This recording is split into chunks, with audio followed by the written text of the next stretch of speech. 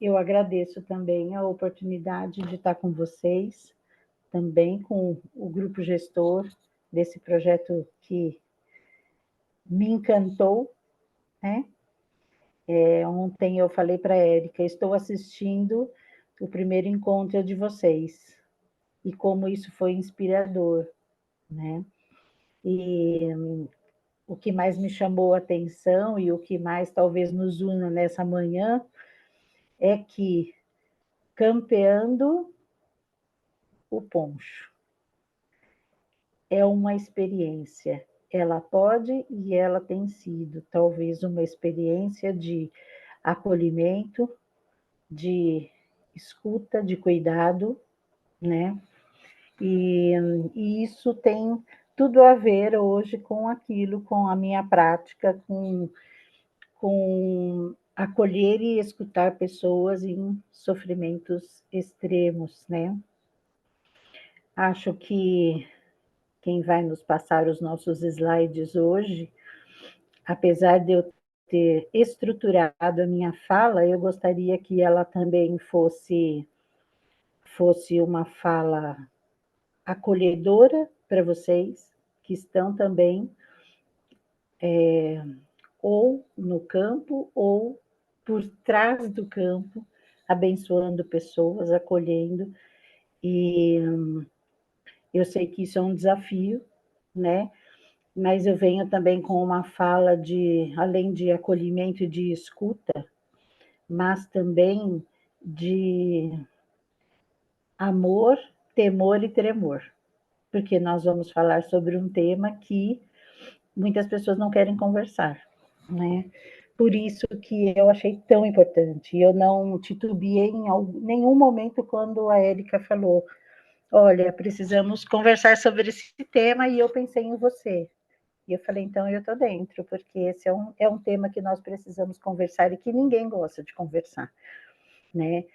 E que o que também norteia o meu coração e a minha disponibilidade de estar aqui hoje foi um pedido de oração que nós recebemos, nós temos na nossa comunidade. Hoje nós estamos frequentando a comunidade Alvo e Marília.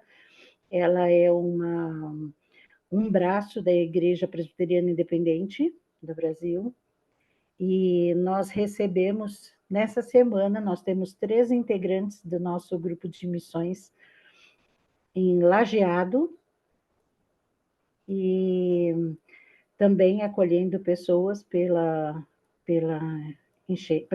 enchentes, né? E essa semana nós recebemos esse pedido de oração, de uma forma, assim, muito carinhosa, nós acolhemos também, né? Gostaria de pedir que orassem por 3 pessoas: uma adolescente de 17 anos, uma senhora de 59 e um homem de 42 anos.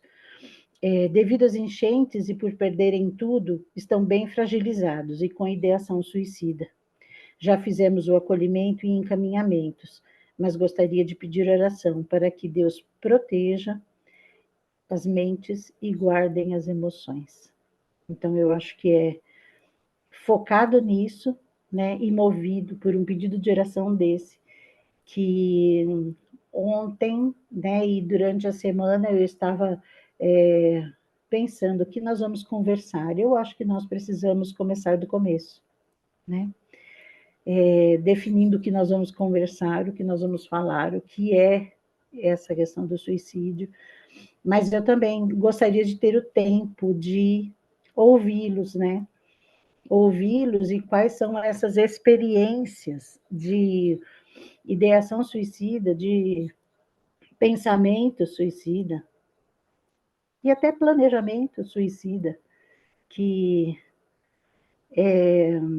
nós já tenhamos tido a experiência ao longo da nossa vida, pessoalmente, dentro da família ou fora dela.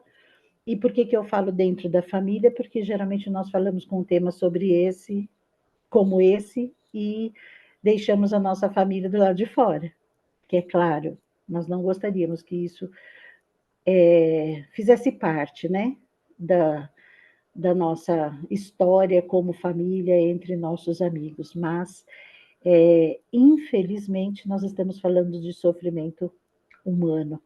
E quando nós falamos de sofrimento humano, nós somos humanos. E nós estamos nos incluindo, e eu me incluo nisso, né?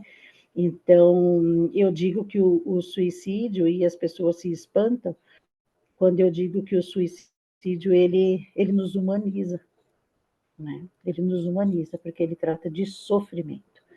E nós não estamos isentos, nem de forma alguma, né?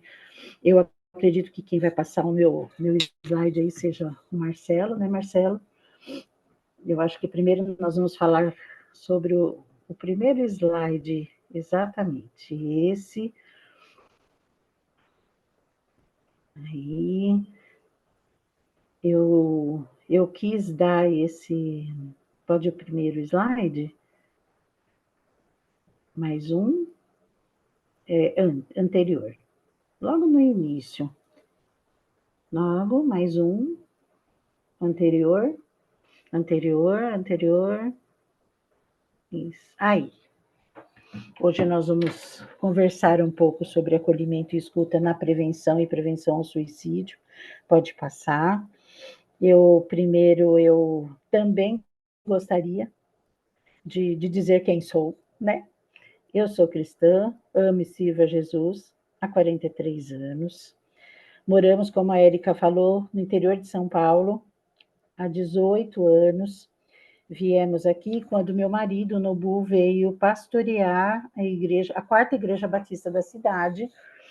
E neste período, meu filho tinha apenas 1 ano e meio, meu filho mais novo. Então, criamos nossos filhos aqui no interior. Eu sou casada com o Nobu, e como a Érica já falou, nós temos a Beatriz, que é a nossa Bia, o Rafael, que é o Rafinha, e eu quero colocar todos esses apelidinhos, porque isso acho que nos coloca como família, né? E eu chamo a Érica de Eriquinha, então eu também gostaria de colocar alguns apelidinhos aqui. Eu sou sogra do João Pedro Jones, para nós, e avó, né? Há 1 ano da nossa pequena Ive, nossa neneca, como nós a chamamos. Pode passar. Essa é a nossa família, né? O Rafinha com a Ive, o meu genro, minha filha, eu e o Nobu. Pode passar, por favor.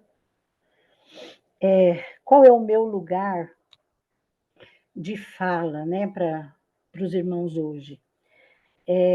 Eu atuo especificamente, já atuei na área do direito por 22 anos, e depois me reinventei e fui fazer psicologia, e abracei a psicologia clínica, mais especificamente com sofrimentos extremos, comportamento suicida, perdas e luto, e direcionamento mais agora no acolhimento de pessoas que passam por processo de luto por suicídio.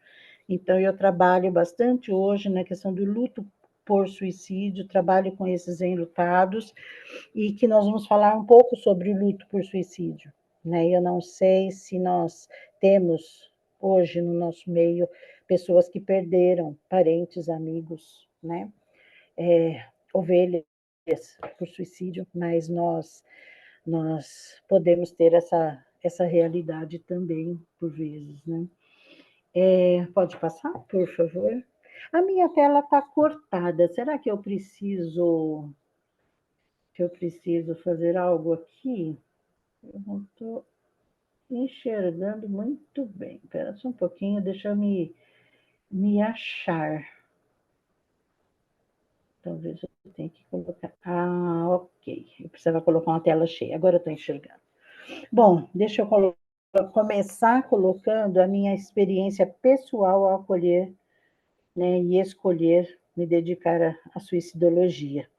No folder de vocês, ali estava escrito como suicidologista. Eu ainda não sou suicidologista, mas eu tenho essa formação em suicidologia e sofrimentos extremos e luto.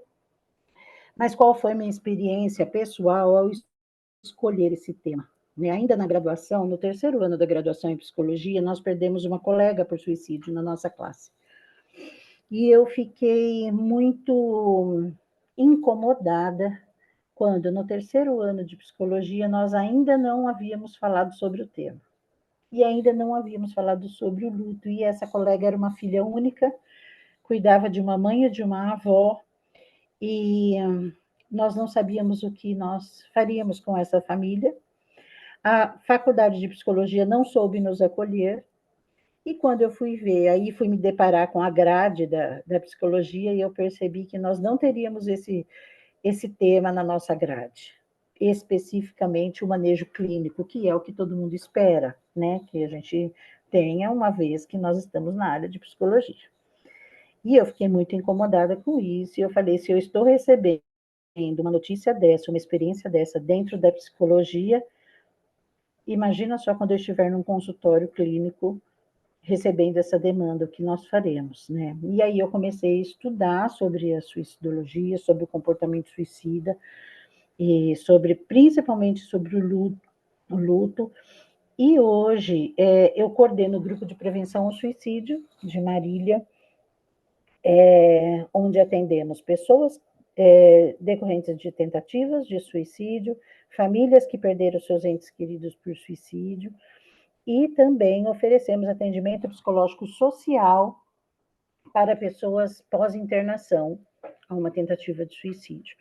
Então, nós fazemos esse trabalho hoje. Então, é deste lugar que eu estou conversando com vocês, né? A Érica falou que eu sou esposa de pastor, mas não sou pastora. Então, eu também gostaria de deixar isso bem claro, porque a minha formação não é teológica, ok? Então, o meu lugar vai ser uma fala técnica, mas não menos acolhedora, tá? Outro, por favor. Aí, nós vamos falar sobre um tema, claro, tabu, que causa muito incômodo, muito constrangimento, principalmente no nosso meio. Nos causa até repulsa quando nós falamos sobre ele, nos causa muito medo, né? E é claro, nos causa medo e também nos confronta sobre a nossa própria morte, né? Nós não acordamos de manhã e falamos, hoje eu vou morrer e eu quero vestir essa roupa. A morte vem, e ela vem quando ela tem que vir, e nós geralmente somos pegos de surpresa quando nós não estamos ainda doentes e tudo mais. Nos causa muitas dúvidas, muitas incertezas. Pode passar, por favor? Quando o suicídio acontece, eu costumo fazer e perceber que temos algumas perguntas, né? Que fazemos algumas perguntas, principalmente quando é noticiado nas mídias. Por que as pessoas se matam? Por que diante de situações tão semelhantes, os sujeitos agem num ato suicida e outros agem, outros não, né? Optam por suicídio ou não.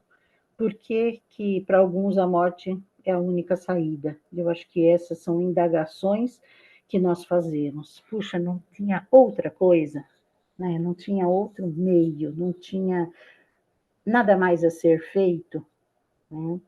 Pode mudar, por favor? Talvez essa seja uma oportunidade para que a gente também possa tirar alguns mitos sobre o tema, que é quem ameaça não faz. E nós já percebemos que quem ameaça faz. E faz, como eu digo, entre aspas, bem feito. Então, quem quer se matar não procura ajuda, vai lá e faz. Esse é um outro mito. Nós já temos estatísticas que, na literatura, que 75% das pessoas procuram ajuda, sim. E que nós não somos capacitados para ouvir esse pedido de ajuda. Talvez seja exatamente por conta disso nós estejamos aqui hoje, né? Para nos capacitar um pouco mais, né?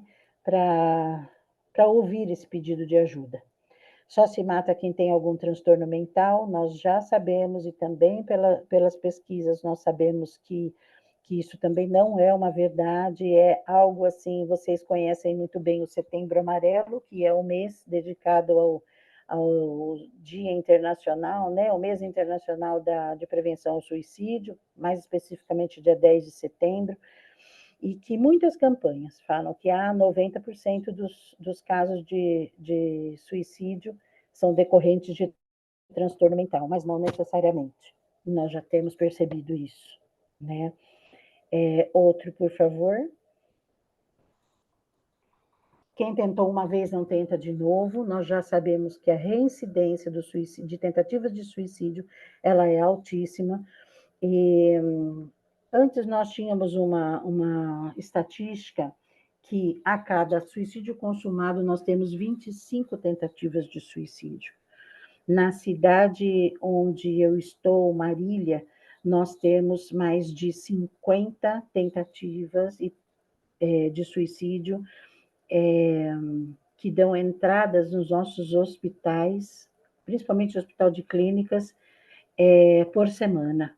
Então, esse número é muito maior. As pessoas têm tentado, e a reincidência, se isso não tem um acolhimento pós-internação, ele aumenta muito esse número, né? Falar sobre suicídio pode ser um incentivo, nós sempre ouvimos isso, e que o falar não é que vai ser um incentivo, o suicídio ele vem de um sofrimento humano, então não é o falar errado. Nós precisamos falar corretamente sobre o suicídio. Quando uma morte ocorre na nossa cidade, nós precisamos ter o cuidado com os enlutados, não expor aquelas pessoas em sofrimento, não divulgar fotos, né? E é o que geralmente a mídia faz. Então, aqui na cidade temos 2 jornais sendo processados por conta disso, né, que expuseram famílias e as vítimas, inclusive, por suicídio nas primeiras páginas dos jornais, e isso é desumano, né? Então, nós precisamos tomar muito cuidado, principalmente nós já estamos revendo essa questão do Setembro Amarelo, né? Setembro Amarelo pode ser uma campanha muito útil, mas pode sim ser uma campanha onde muitos gatilhos acontecem para pessoas em sofrimento. Então, nós já temos repensado na forma como nós fazemos esse calendário, né? Esse calendário do Ministério da Saúde, que também ele muito nos preocupa, sabe? Eu acho que nós precisamos falar sobre suicídio o ano todo e de uma forma correta. Quando a pessoa decide não há o que fazer, nós vamos perceber que há muito o que fazer. Inclusive essa capacitação que nós estamos hoje, essa troca que nós estamos fazendo hoje, isso é uma delas, né? A próxima, por favor. Afinal, o que é? Eu gosto sempre de definir, né? A questão do suicídio. Eu gosto dessas 2 expressões, essas 2 definições a respeito do suicídio, que é um fenômeno complexo e multifatorial. Ele é complexo porque ele é de difícil solução, e ele é multifatorial porque ele envolve muitas áreas, e não somente a área da saúde, e não somente a área da saúde mental, e não somente, por exemplo, o ambiente onde você vive, na família, né? Ele tem multifatores, e o suicídio ele precisa ser olhado como multifatorial, o qual um sujeito, o que ele vai experimentar? Dor, angústia e sofrimento. E por isso que eu disse que o suicídio, ele por vezes, ele nos humaniza, ele nos torna tão humanos quanto aquele outro que está na iminência, né, de tirar a sua própria vida, de desistir da sua existência, né? Essa definição é da suicidologia, né, que estuda o comportamento suicida, tá? E a outra definição que eu me identifico é que o suicídio é um ato de comunicação. e que se nós soubermos, né, ter isso em mente, que o suicídio é um ato de comunicação, a pessoa comunica com a morte aquilo que ela não conseguiu comunicar em vida, talvez nós tenhamos um acolhimento muito mais efetivo quando a pessoa diz que está sofrendo. E quando pessoas em sofrimento, elas nos comunicam algumas coisas. E o suicídio, ele está nos comunicando. E eu sempre falo que quem se comunica precisa daquele que fala e aquele que escuta, e que talvez nós sejamos essa ponte, né? O próximo, por favor.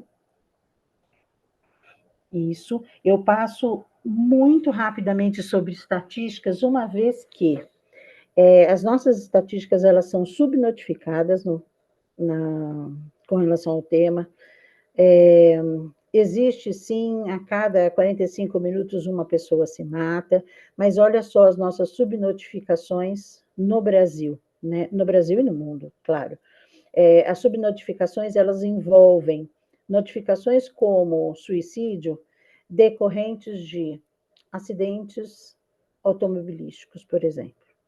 Então, a pessoa se matou no carro, ela é notificada como suicídio, ela não é notificada como suicídio, ela é notificada como um acidente de trânsito.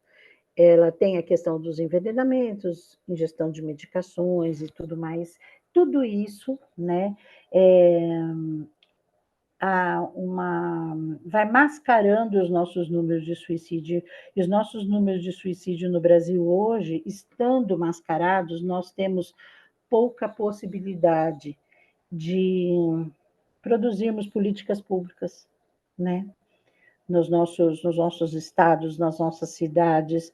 E a realidade, as pesquisas mostram que esse número pode ser de 2 a 3 vezes maior, se é que não é maior do que isso ainda, né? Os dados, pode passar sim, os dados, né, mais recentes da Organização Mundial da Saúde, 2019, no mundo, o índice do suicídio tem caído 36% nos últimos 20 anos, no mundo. Então, nós estamos incluindo países desenvolvidos e subdesenvolvidos, né? No Brasil, o índice aumentou 7%, e somente nas Américas aumentou 17%, o que nós podemos sim considerar o suicídio como uma questão de saúde pública, né? Pode mudar. Eu trouxe aqui algumas do Rio Grande do Sul, que 2019, né, a taxa de 13%, de 13,3 habitantes a cada 100 mil habitantes. Na sua maioria, homens. Agora, vocês que estão, alguns que estão no Rio Grande do Sul, podem me trazer alguns dados um pouco mais atualizados, que com certeza esses dados também eles são muito maiores, porque eles também são subnotificados, ok? Vamos passar um pouco mais. Olha só, eu só gostaria, eu andei grifando aqui o suicídio no Rio Grande do Sul, que a faixa etária de 40 a 49 anos, de 50 a 59 anos, né? Muitos não sabem, mas a população que primeiramente se mata no mundo são os idosos acima de 70 anos, depois jovens de 10 a 19, segundo estatísticas. E nós não damos essa devida atenção para o suicídio no idoso, né? Nós temos também no Rio Grande do Sul, isso figura muito a questão do suicídio nos agricultores. E essa é uma estatística que a gente percebe e pode absorver das pesquisas, né, que a gente costumeiramente vai fazendo. Pode mudar, por favor? Aí, olha só, óbitos por suicídio por 100 mil habitantes por ano e faixa etária. Olha só, fiquem com essa faixa de 60 a 69 anos.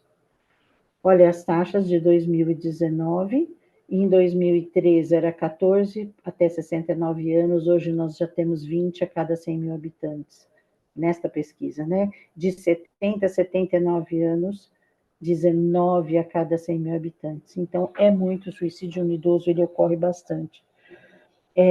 Que mais? Vamos lá. Nós destacamos aí, essa é eu destaco aí essa reportagem, que em decorrência, né, das enchentes, as doenças mentais tiveram um aumento, né, nas ansiedades, burnout e depressão. Fiquem também com esses dados, porque nós vamos conversar sobre eles um pouquinho mais para frente. Então, ansiedade, depressão e burnout. Por que será, né? Eu acho que nós já sabemos quase matar essa charada aí, porque que isso tem aumentado tanto. Pode mudar, por favor. 9 a cada 10 atingidos pelas enchentes relatam ansiedade. Olha a ansiedade aí de novo. Pode mudar.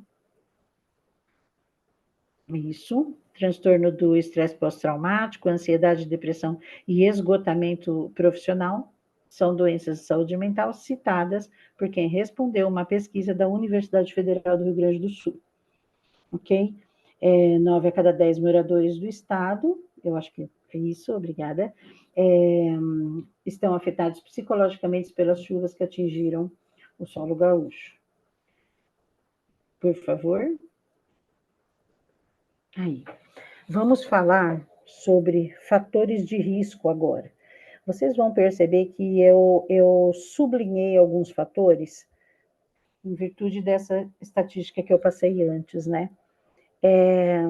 Segundo Neuri Botega, que é um psiquiatra que conversa e transita muito com essa questão do comportamento suicida, ele diz que não existe um perfil suicida. Então, eu não posso olhar aqui e falar, o Rogério tem um perfil suicida, a Rubenita tem um perfil suicida. Não existe perfil suicida. Ele atinge a todos sem distinção, né? E o que temos são fatores de risco que podem corroborar para que esse comportamento ele seja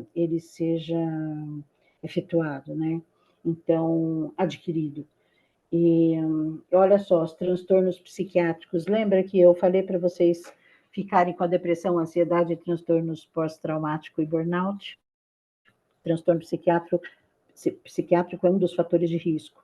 Pensamentos suicidas, também. Tentativas prévias de suicídio. Suicídio na família. Então, em virtude do número, no Rio Grande do Sul ter este número muito alto entre as famílias, o suicídio na família, quando ele não é bem cuidado na questão do luto por suicídio, ele pode ser um fator de risco para suicídios posteriores. Então, nós precisamos ter isso muito. Eu acho que eu não sei se no Rio Grande do Sul já existe, mas aqui em São Paulo não existe. Isso seria um sonho, né? Que nós tivéssemos em cada unidade de saúde um grupo para acolhimento de luto por suicídio, ou pessoas mesmo em luto e perdas, porque existe muito a necessidade de apoio para enlutados por suicídio. O abuso sexual na infância, eu não, esqueci de grifar aqui, mas abuso sexual na infância, não só na infância, mas também na vida adulta, e nós temos percebido, e esses missionários que estão ali, esse grupo missionário que está ali da nossa comunidade, eles já relataram para nós como eles têm atendido essa questão de abuso sexual nos abrigos. E isso é muito triste. Por quê? Porque ele pode ser, sim, um fator de risco para sofrimentos posteriores e também, em decorrência disso, a questão de ideação suicida, né? A impulsividade e a agressividade também como um fator de risco, o isolamento social,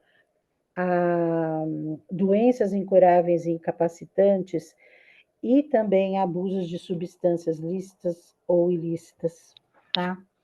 Vamos lá, passando isso, nós precisamos ficar muito atentos aos grupos vulneráveis, que eu coloquei aqui em primeiro lugar, os adolescentes de 10 a 19 anos. Essa é uma estatística de 2019. Antes nós estávamos de 15 a 29, agora essa faixa etária dos adolescentes ela tem baixado. Eu tenho recebido na clínica crianças de 9 anos com ideação suicida. Então, isso também é bastante preocupante, né?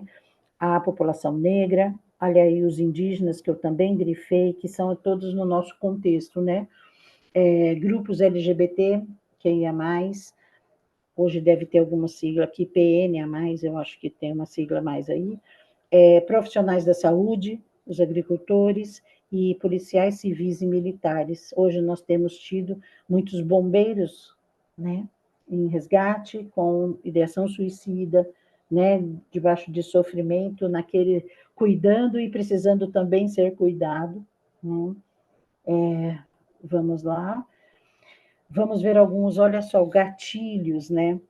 Por que que eu falo em gatilhos? Talvez a gente precise explicar, e que, claro, tem um público aqui que também lida com essa área, de que o comportamento suicida, o suicídio, ele não acontece de uma hora para outra. Eu acordo e eu vou me matar. Ele não acontece dessa forma, né?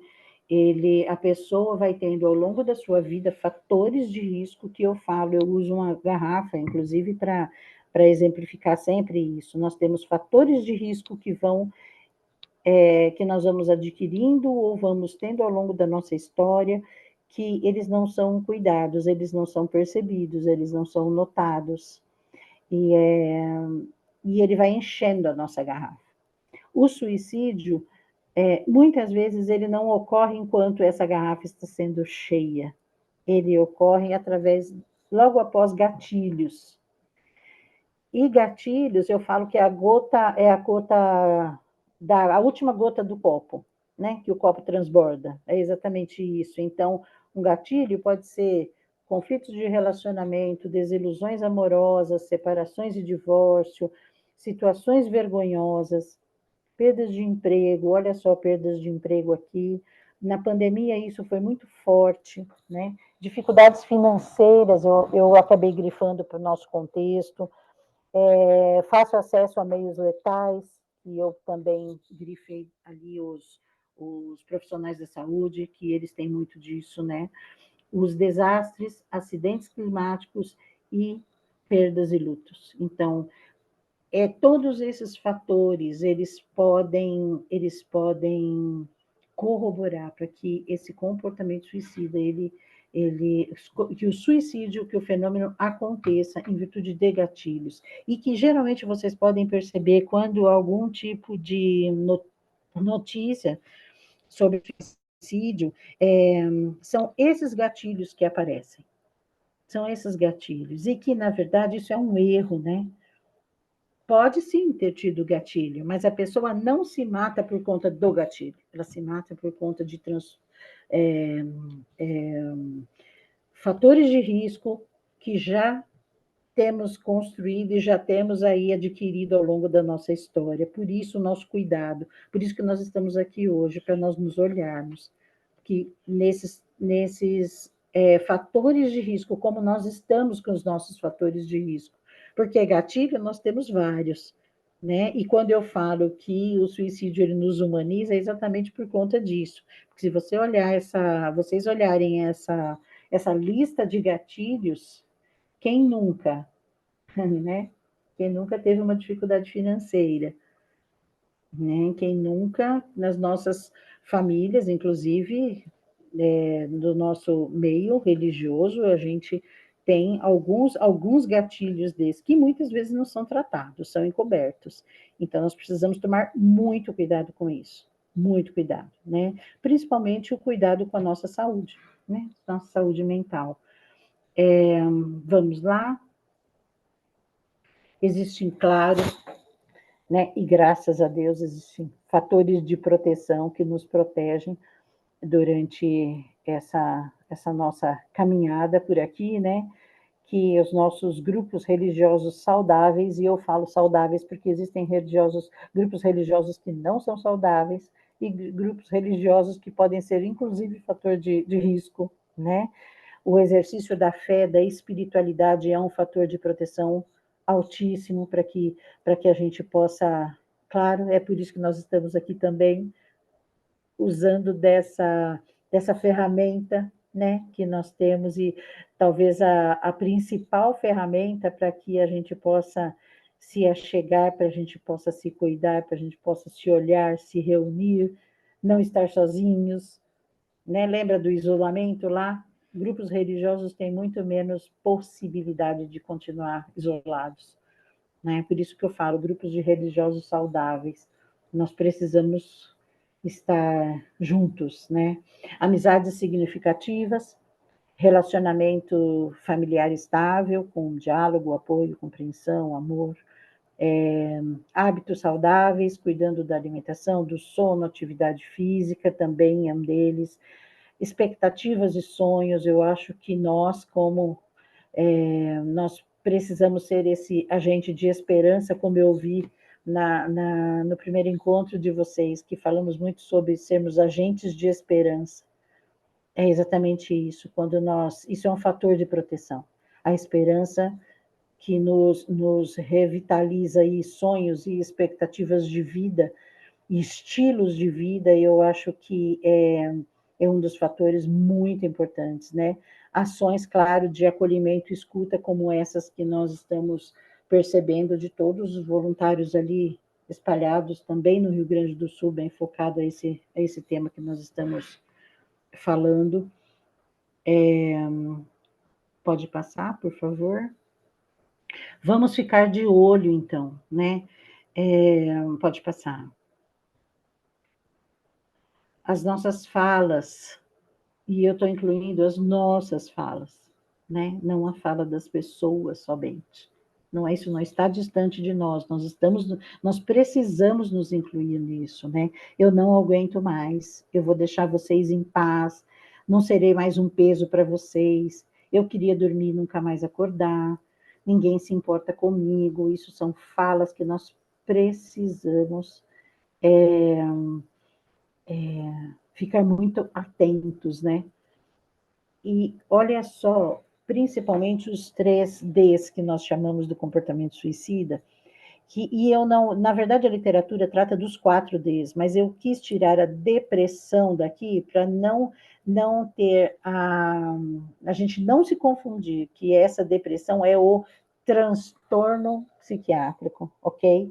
Ele pode ser também o transtorno psiquiátrico, mas não necessariamente. Então, eu separei aqui os 3 Ds do desespero, desamparo e desesperança. Olha o que nós temos vivido, né? Olha o que nós temos vivido. É o desespero, desamparo, desesperança. Se nós pudermos ser o agente de transformação e de esperança nessa época, nesse tempo, é acolher esses sentimentos, né? Mudança brusca de comportamento, também nós precisamos ficar de olho.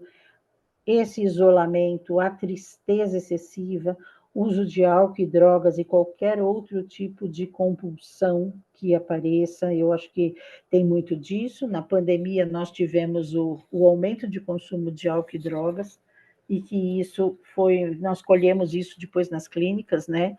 Que como é que eu lido com isso agora que eu estou precisando voltar para o meu trabalho e eu estou com essa compulsão. Então, isso pode ser, sim, uma válvula de escape, nós precisamos tomar bastante cuidado. Próximo. Quem está anotando pode ficar muito tranquilo, porque a Érica está com esse arquivo, ela pode disponibilizar, esse arquivo é nosso, vai ficar com vocês, ok? Então, fiquem bastante tranquilos na questão do anotar, viu? Porque eu acho que a gente precisa anotar mesmo, né? Senão a gente esquece, é muito rápido, né? Como que nós podemos ajudar? Nós podemos ser proativos, nós podemos ser diretos, né? É claro, tomando os devidos cuidados, né? Nós não estamos querendo ensinar ninguém a nadar quando está se afogando. Nós queremos jogar a boia.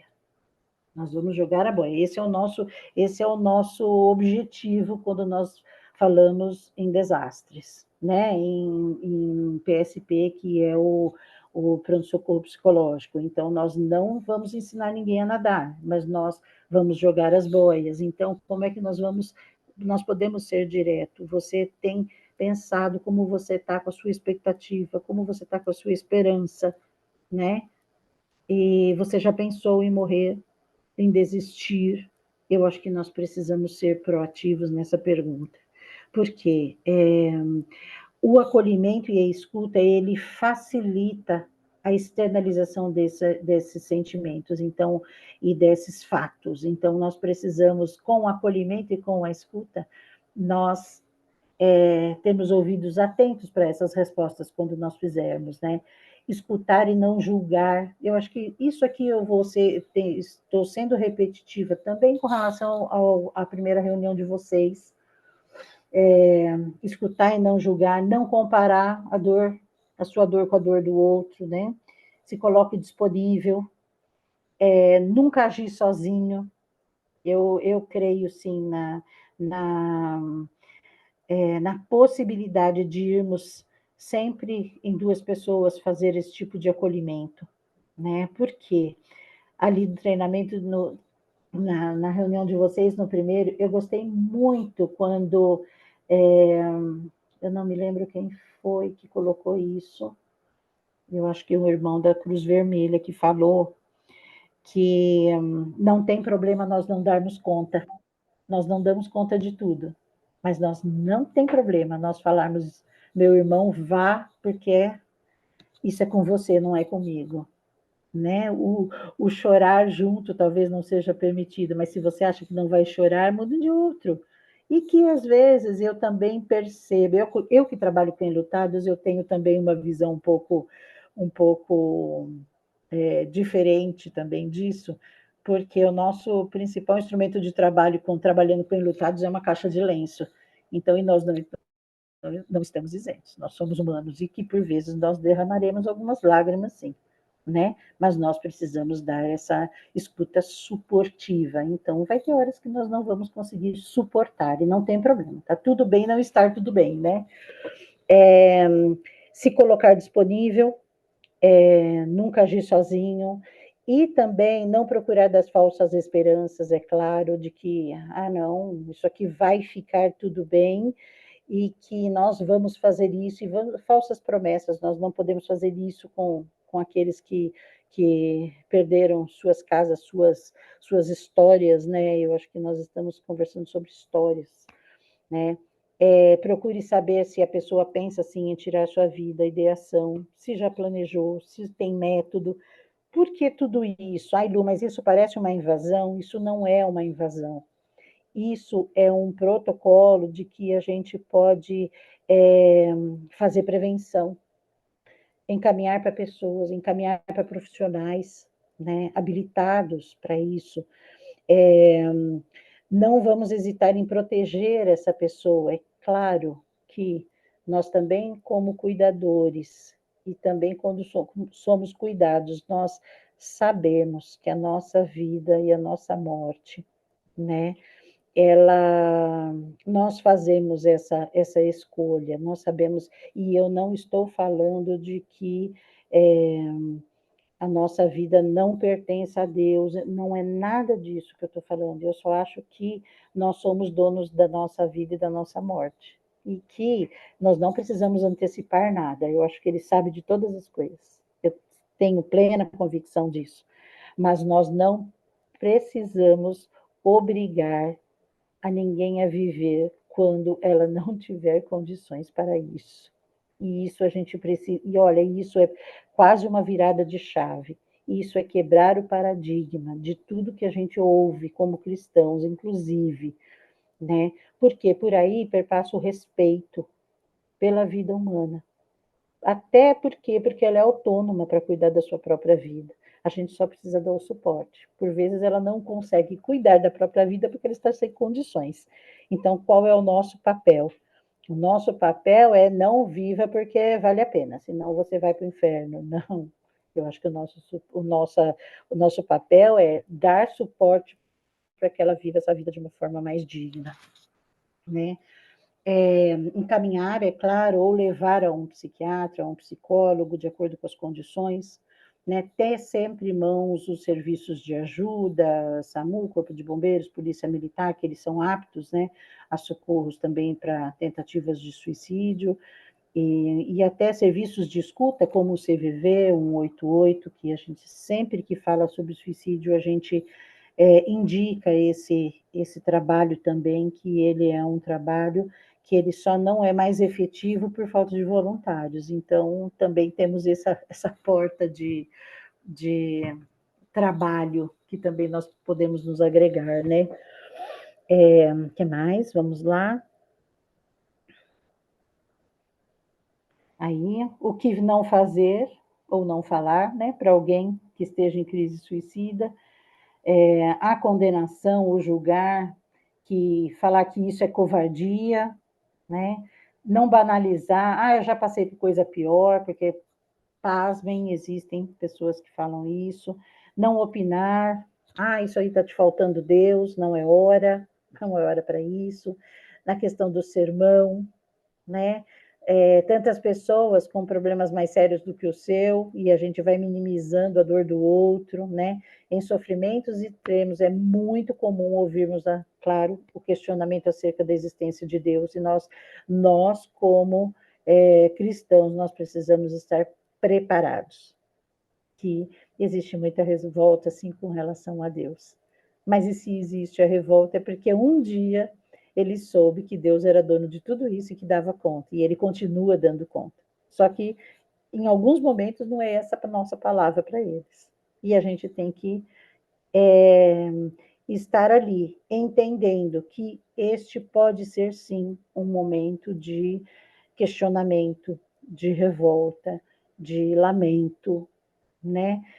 Até de crise de fé também, e é por isso que nós estamos ali, para que no meio da crise de fé nós estejamos sendo esse suporte, principalmente esse suporte em oração, esse suporte em acolhimento, esse suporte em escuta, inclusive escutar algo que a gente também não gosta, né? A gente não lida bem quando eu falo que, não, Deus errou, Deus se esqueceu, Deus isso nos comove profundamente, mas eu acho que em tempos de crise isso é muito comum, né?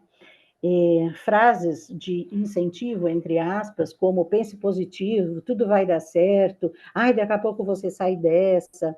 Gente, nós estamos falando de catástrofe, nós estamos falando de acidente climático, nós não estamos falando de que o teto da garagem desmoronou, porque ele desmoronou porque as madeiras estavam podres. Nós estamos falando de coisas muito mais amplas. Então, nós precisamos tomar muito cuidado com esse tipo de frase, né? Eu sempre falo que são frases simplistas, então não vamos usar frases simplistas. E se for para usar frase simplista, é melhor não usar, né? Vamos lá.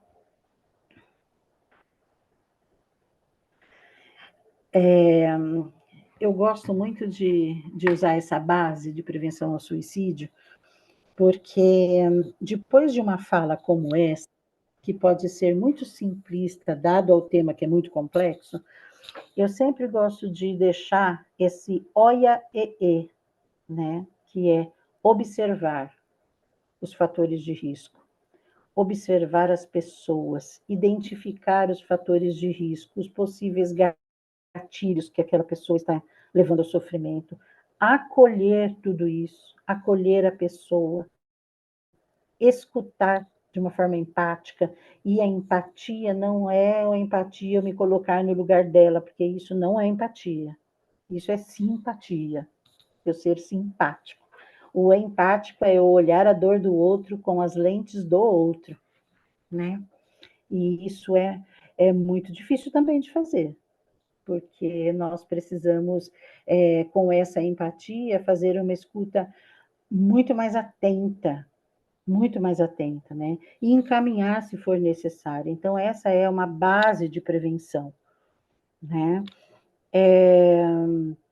Diante disso, passa ao próximo slide, por favor, Marcelo. Tem o CVV, que eu já falei, né, que é a ligação 24 horas. Nós temos... Marcelo, você acha que nós conseguimos passar esse... Eu passei o link desse vídeo. Sim, eu Você vou acha que passar nós... aqui o vídeo. Quer que passe agora? Você faz favor? Sim. Vamos ver se a gente consegue, tá?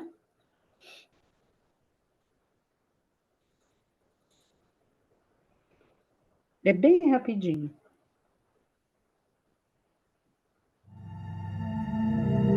O suicídio é um ato definitivo para um problema temporário.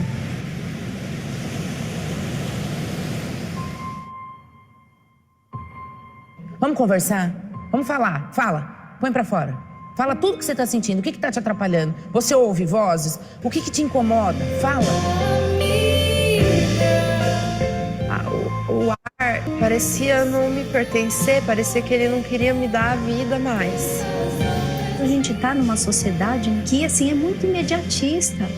Então a gente não suporta o sofrimento, a gente quer se livrar. E nós devemos reconhecer que nem sempre nós estamos preparados. Por isso que é importante falar sobre suicídio. Eu tenho medo de dizer como me sinto. Era uma coisa como se eu fosse explodir mesmo. E isso doía. Sentir que eu ainda estava no meu corpo doía. Por que eu não percebi? Ou ele falou isso, eu não fiz nada. Até que chega-se o dia que vai entrar no quarto e ponto, já foi, já acabou.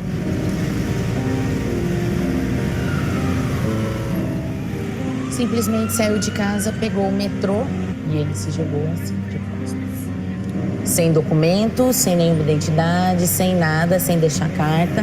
Simplesmente ele sumiu.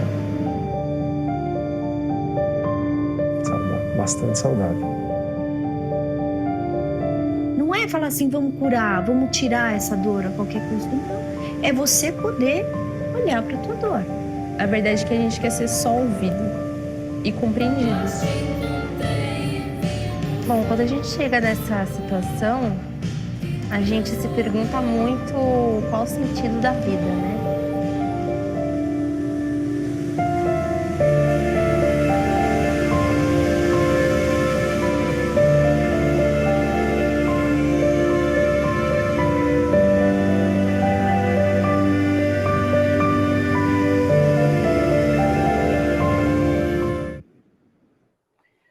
Obrigada, Marcelo. Se nós ficarmos com essa última, né, pergunta de que qual o sentido da vida. Quando a gente está nessa situação, a gente só pergunta qual é o sentido da vida, né?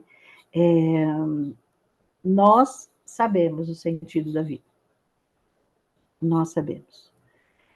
E mesmo assim, quando nós sabemos o sentido da vida, por vezes, né, nós precisamos de pessoas que nos lembre, que nos apoie, que nos acolha, que fique ombro a ombro conosco, em virtude das dificuldades, que muitas vezes são inúmeras, inúmeras. E eu não sei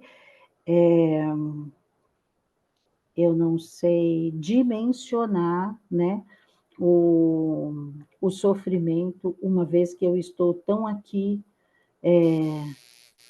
para cima, no estado de São Paulo, e não estou vivenciando o que vocês aí embaixo estão vivenciando, né? Nós temos uma gota no oceano do sofrimento de que o que vocês estão passando, né? E que pessoas ali estão passando. Mas eu também sei que eu gosto de fazer essa analogia com o girassol, né? Que em tempos de sol, o girassol, eles se nutrem, né? E vivem sozinhos. Mas em tempos de ausência de sol e de luz, eu achei muito interessante essa história de que eles se voltam um para o outro para que se autonutram, né? Para se autonutrirem, senão eles morrem.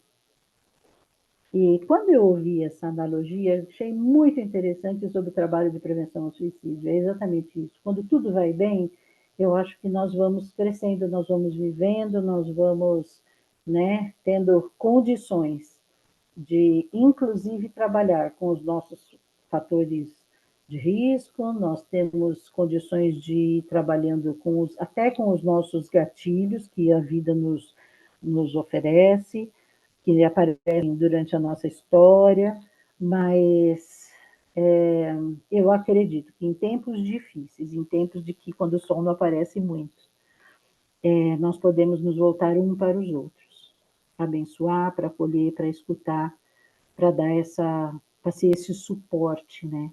E que eu gostaria, poucos estão com as câmeras abertas, por favor, de falar agora sobre pós-venção e suicídio, cuidando daqueles que ficam, né? Alguém aqui já perdeu pessoas na família por suicídio? Poderia só sinalizar eu, só para eu saber quantos? Ou se tem alguém? Ou parentes, ou amigos, ou ovelhas? Gente, eu acho que vocês já foram embora e me deixaram aqui, né?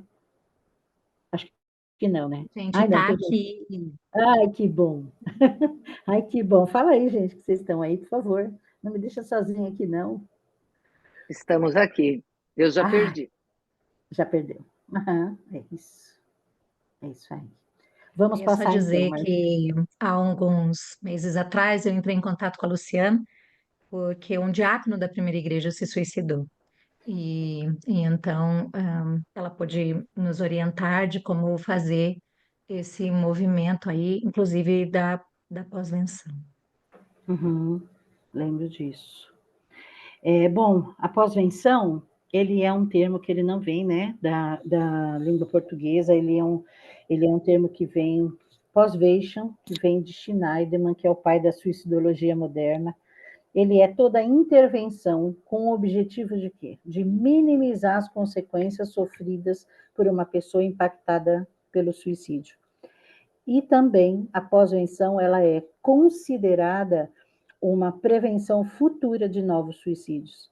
Então, a reincidência familiar, ela é muito grande quando nós não fazemos esse tipo de trabalho de pós-venção, né? Nós pensamos muito sempre na prevenção, mas a pós-venção nós nunca pensamos, né? Podemos passar, por favor? Gosto dessa frase da doutora Karina Fukumitsu, que é suicidologista em São Paulo, que ela diz: quem mata quem quando o suicídio acontece? É exatamente isso. Quem é que mata? Quem quando o suicídio acontece? Será que foi aquele que se matou ou aquele que ficou? Né? E quando nós trabalhamos com os enlutados, nós percebemos que eles falam: puxa, eu precisava ter ido junto, eu não vou aguentar ficar aqui sem a pessoa, né? O impacto do suicídio, segundo a Organização Mundial de Saúde, o suicídio afeta no mínimo 6 pessoas no âmbito da família e no âmbito do trabalho mais de 100 pessoas. É óbvio, de acordo com uma empresa, por exemplo, com 5.000 pessoas, essa empresa ela é impactada e nós precisamos cuidar desse impacto, né? No âmbito escolar, né? Também eu faço capacitações quando o suicídio acontece nas escolas, então eu preparo o corpo, a gestão, a coordenação, direção, e também acolho os alunos que ficaram na escola, porque também ficar com aquela cadeira vazia numa classe não é brincadeira. Eu vivenciei isso na sala de aula, e foi muito difícil, né? Vamos lá? Isso, nós falamos que são os sobreviventes. Eu acho que nós que temos vivido agora essa questão, e vocês muito mais de perto, a questão das enchentes, eles se tratam como sobreviventes, né? As pessoas nunca mais serão as mesmas. Eu acho que isso fará parte da sua história, né? E nós vamos ter que sobreviver a uma destruição. E essa destruição é exatamente essa foto acima que eles relatam adiante, que eles relatam para a gente, que existe um vazio. Existe um vazio que nos foi arrancado de forma abrupta, né? E de forma que ninguém pensava que ia acontecer, que eu nunca soube, né? Que luto este não tratado pode sim gerar o estresse pós-traumático, que também é um transtorno bem difícil de ser trabalhado, né? Mas ele é possível de ser trabalhado. Vamos lá? E olha só, então, as características do luto por suicídio, ele acarreta muita culpa, ele traz muitas dúvidas, os sis e os porquês. Se eu tivesse feito, se eu tivesse percebido, por que a pessoa não me falou? Por que eu não estive mais atenta, né? A impotência diante da morte, a morte ela já nos causa uma impotência. A impotência do luto por suicídio, ela é maximizada em virtude do trauma, em virtude não é nem por conta do trauma, mas da imediata, como é que é essa questão muito imediata, né, da morte. A autoacusação, os enlutados, eles têm muito disso, que a culpa foi minha, se eu tivesse feito e tudo mais.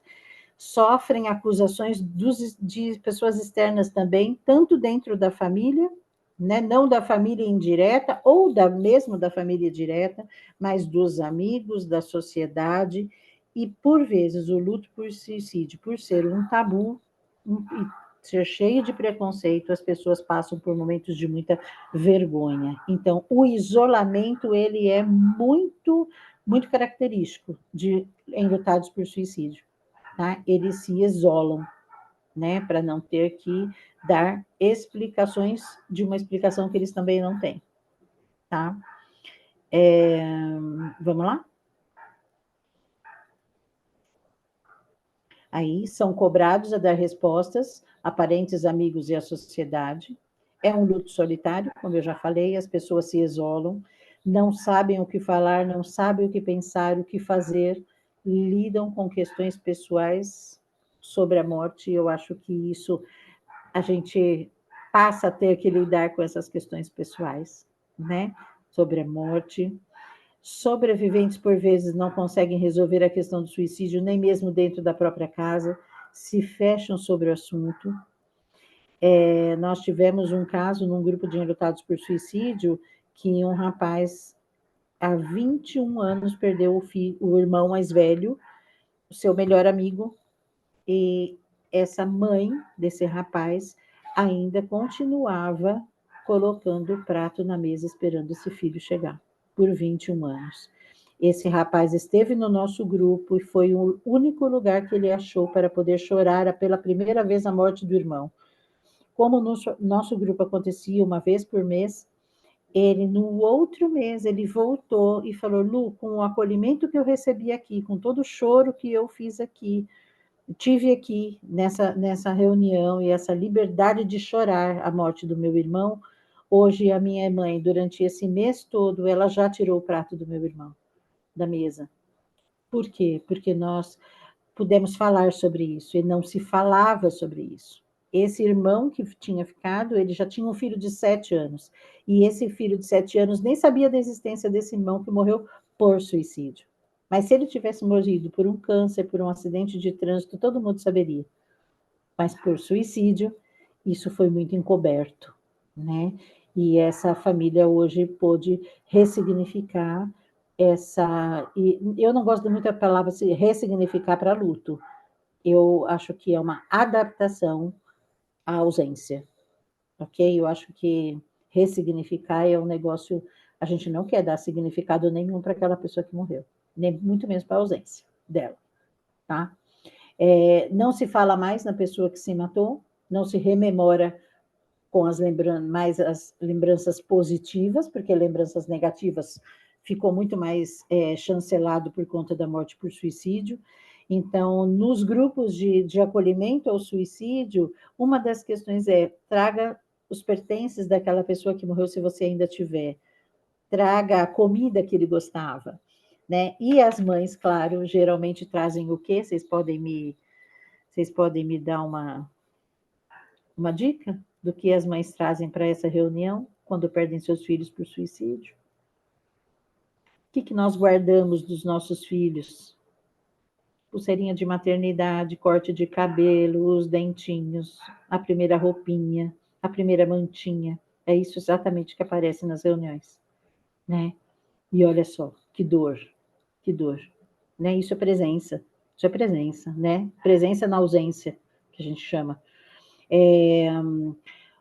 Os de fora parecem se vingar com o afastamento, em virtude do ato cometido ter sido tão aviltante. Muitos, inclusive, com a questão do pecado, eles não se aproximam das pessoas enlutadas. E também não entendo isso ainda. Eu tenho uma leve hipótese do que seria. Talvez que o suicídio seja contagioso, não sei ainda. Mas eles sofrem com isso e eles falam isso.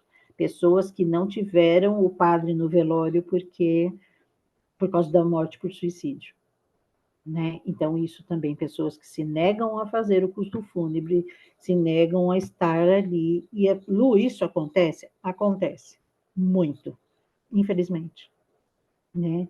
Como que nós podemos ajudar nesse aspecto? Vamos lá?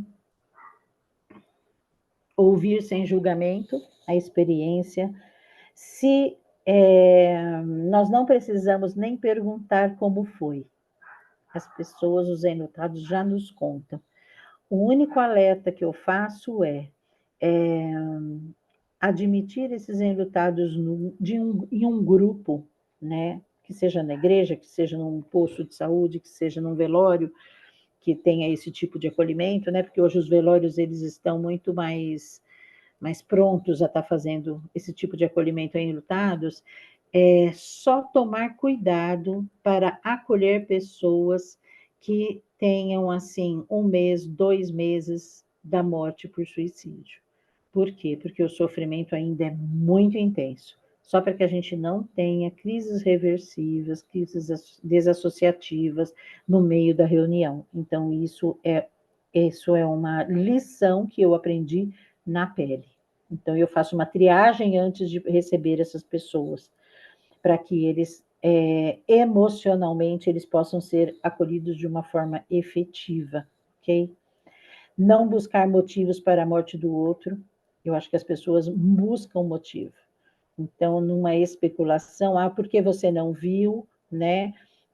O fulano era claro, o fulano já tinha atendimento psiquiátrico e ele foi deixado sozinho. Isso, não vamos buscar motivo para a morte de ninguém, né?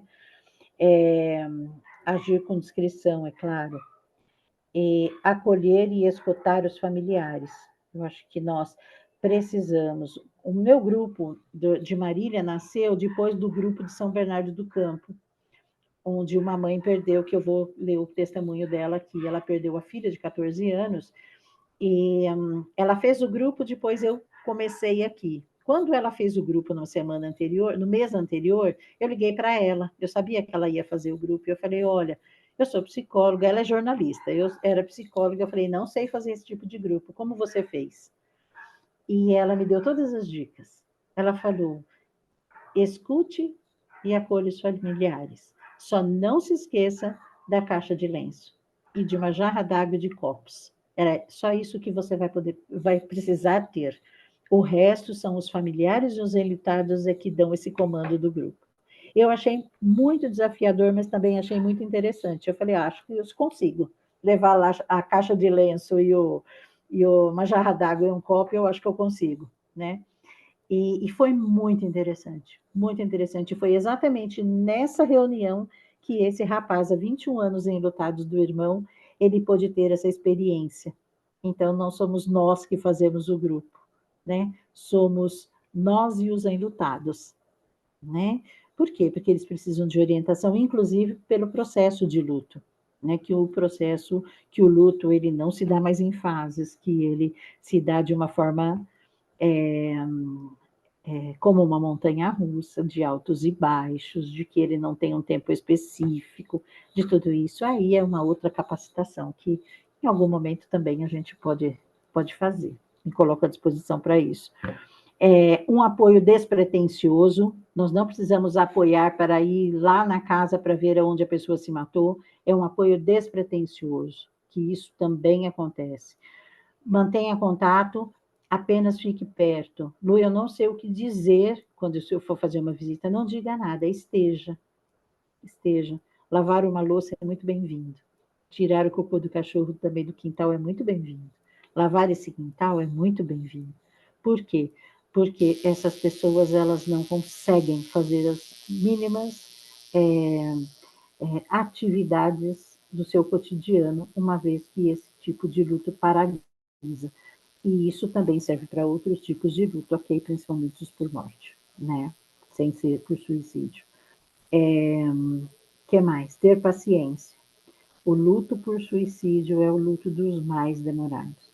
Então, se vocês, em algum momento, vocês acolherem, né, no Rio Grande do Sul, alguma família que tenha tido luto por suicídio, aumentem sim as sessões.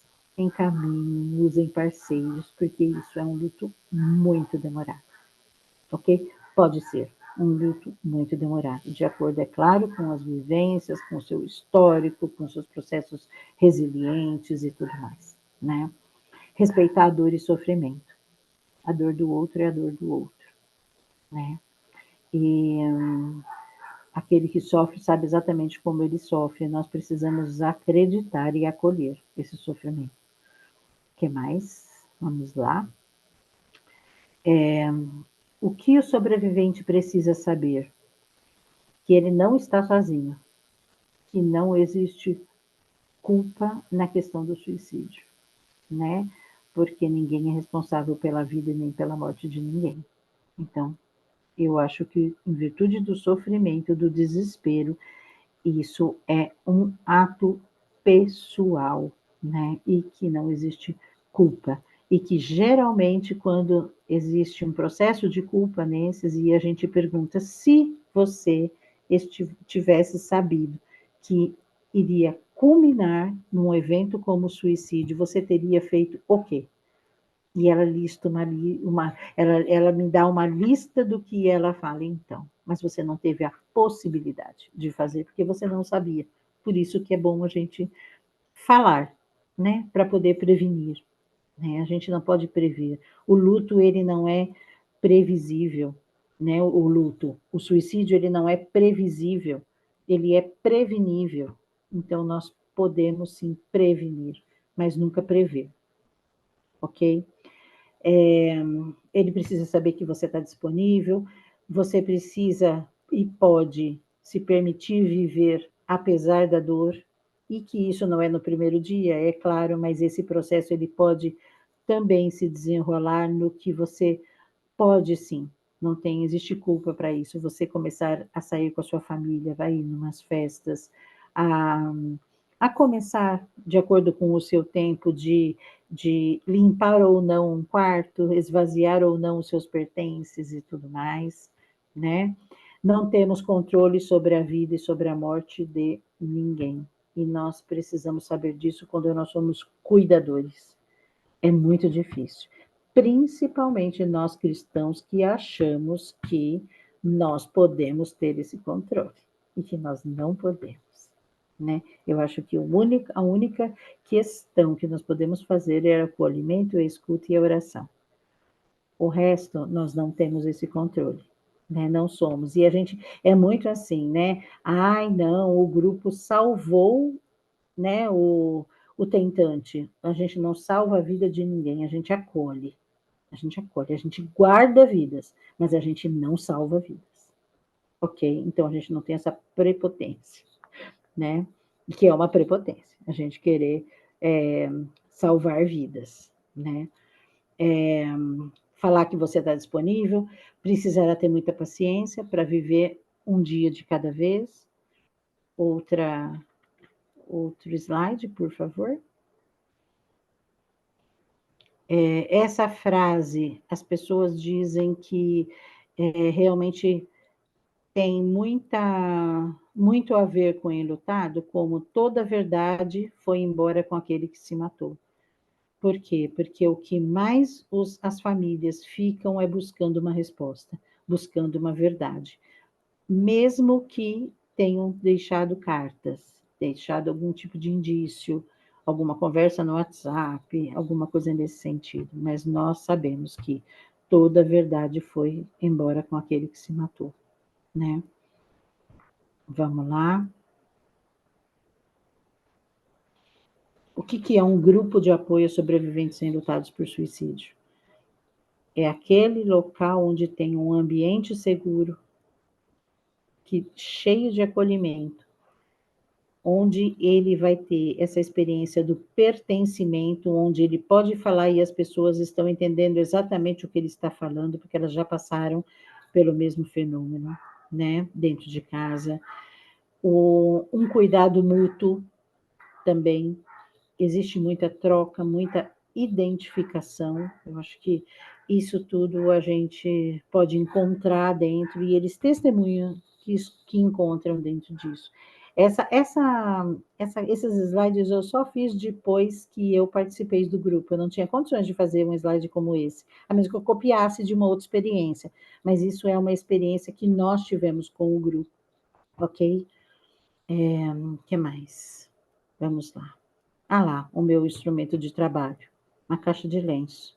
Esse é o melhor instrumento de trabalho. Só faltou a garrafa d'água e o copo, que às vezes a gente precisa, até para a gente, viu? Para poder respirar. Então, essa daí é sim. Esse é o nosso grupo de enlutados por suicídio. Esse é o nosso cartaz que nós colocamos em diversos locais, para que pessoas venham e se acheguem até nós. O que mais? Vamos ver. Eu gostaria de ler. Essa é uma família que me deu autoria. Essa é a Terezinha, jornalista, que abriu o grupo em São Bernardo do Campo, e ela abriu um mês antes do nosso. E eu gostaria de ler o testemunho dessa família. A Marina, ela morreu aos 14 anos, né? Após a ingestão de medicamentos, ela ficou ainda alguns dias na UTI. E ela foi tratada de uma forma numa UTI que ninguém merece ser tratada, uma vez que ela ficar em coma e não tinha, que seria irreversível aos olhos humanos a retomada da sua vida. Então, essa mãe teve, assim, experiências muito difíceis, né? Muito difíceis, por falta de treinamento dos próprios profissionais da saúde, que ela também relata, né? Então, eu vou ler aqui para vocês, né, que ela diz assim,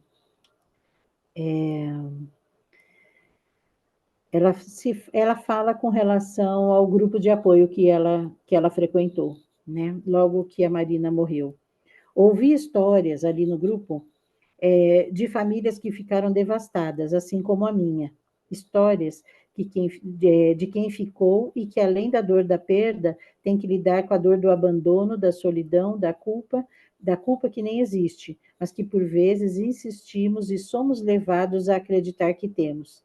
Entendi que os ses e os porquês sempre irão existir, que talvez não poderia ter sido impedido minha filha de cometer o ato, e que, por ser tabu e não se falar em suicídio, e sem falar fica difícil de ajudar, hoje, quase um ano depois, fazendo uma retrospectiva naquele primeiro encontro, reconheci que precisava de ajuda para seguir em frente. Reconheci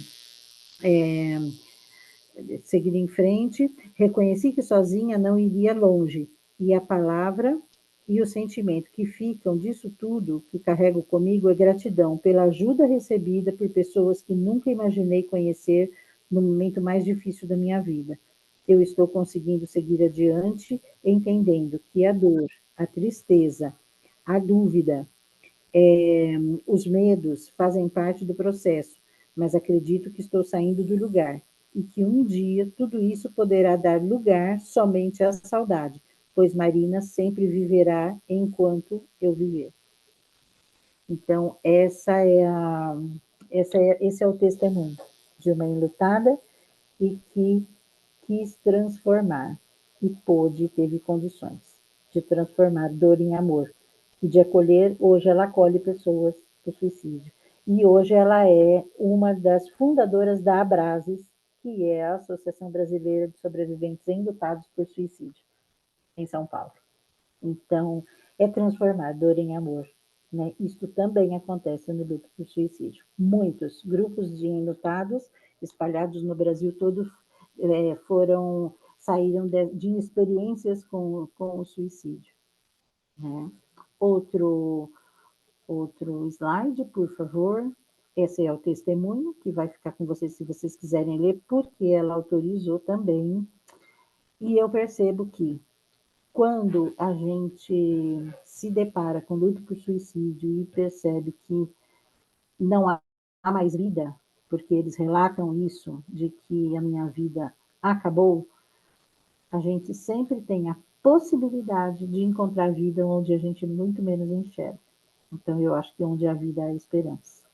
Né? E nós sabemos que a nossa esperança, ela tem sido, onde tem sido pautada, na pessoa de Jesus.